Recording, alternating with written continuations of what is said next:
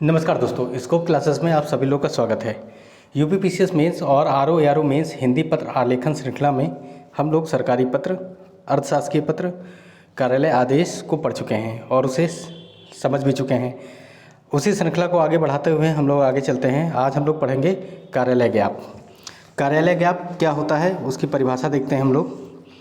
कार्यालय ज्ञाप पत्र व्यवहार का वह रूप होता है जिसमें किसी दो सरकारी कार्यालयों के मध्य, दो अधिकारियों के मध्य या किसी अशासकीय व्यक्ति को कोई विशिष्ट सूचना के आदान प्रदान करने से है। ज्ञाप का प्रयोग कार्यालयों तथा अधिकारियों के पास ऐसी सूचना भेजने के लिए किया जाता है जो सरकारी आदेश के समान नहीं होती है।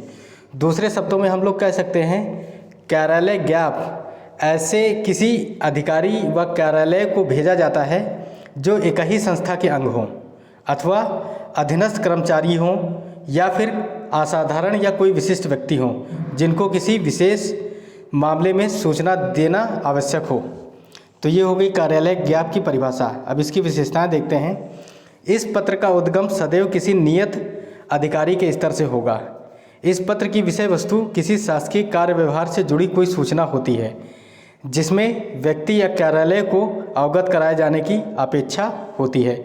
सूचना का अधिकार अधिनियम 2005 के आवेदकों को कोई भी सूचना का प्रेषण इसी पत्र के माध्यम से किया जाता है।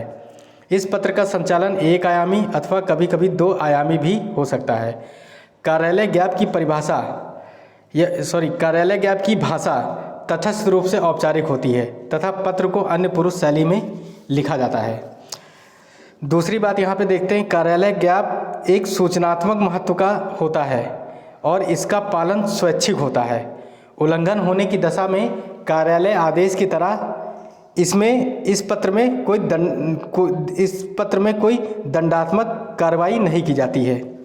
तो ये हो गई कार्यालय ज्ञाप की परिभाषा और विशेषताएं। अब आगे चलते हुए हम लोग इसका प्रारूप देखते हैं।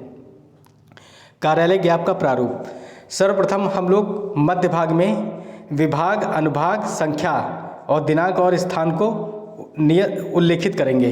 तत्पश्चात कार्यालय ज्ञाप को मध्य भाग में लिखेंगे।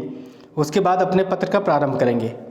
अधो हस्ताक्षरी को निर्देश हुआ है कि आपके पूर्व पत्र व्यवहार संख्या, दिनांक, यहाँ पर हम लोग दिनांक लिख देंगे और यहाँ पे जो कार्यालय ज्ञाप की संख्या होगी वो लिख देंगे, के संबंध में सूच्य है कि।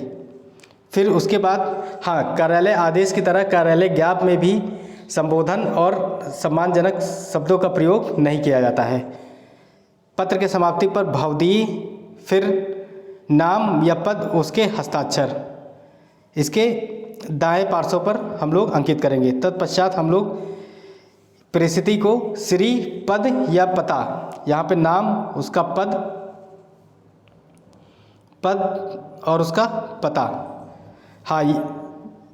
अंकित करेंगे। तत्पश्चात प्रतिलिपि अगर किसी को भेजनी हो तो प्रतिलिपि निम्न को सूचनात् प्रेषित नंबर 1, नंबर 2। ये हो गया पत्र का प्रारूप, कार्यालय ज्ञाप का प्रारूप। अब एक उदाहरण के माध्यम से इसको और समझते हैं। विद्युत वितरण निगम लिमिटेड, सेवा अनुभाग 1, संख्या 001/G/RTI 2022, दिनांक 23 फरवरी 2022, लखनऊ। फिर कार्यालय ज्ञाप को जैसा कि पहले बताया जा चुका है मध्य भाग में अंकित करेंगे। फिर उसके बाद अपने पत्र को प्रारंभ करेंगे।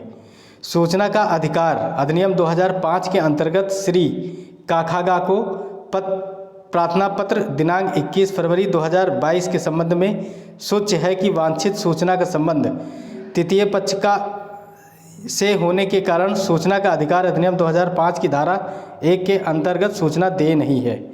फिर भवदीय, फिर अधिकारी, फिर हस्ताक्षर, फिर अधिकारी का नाम, फिर जन सूचना अधिकारी।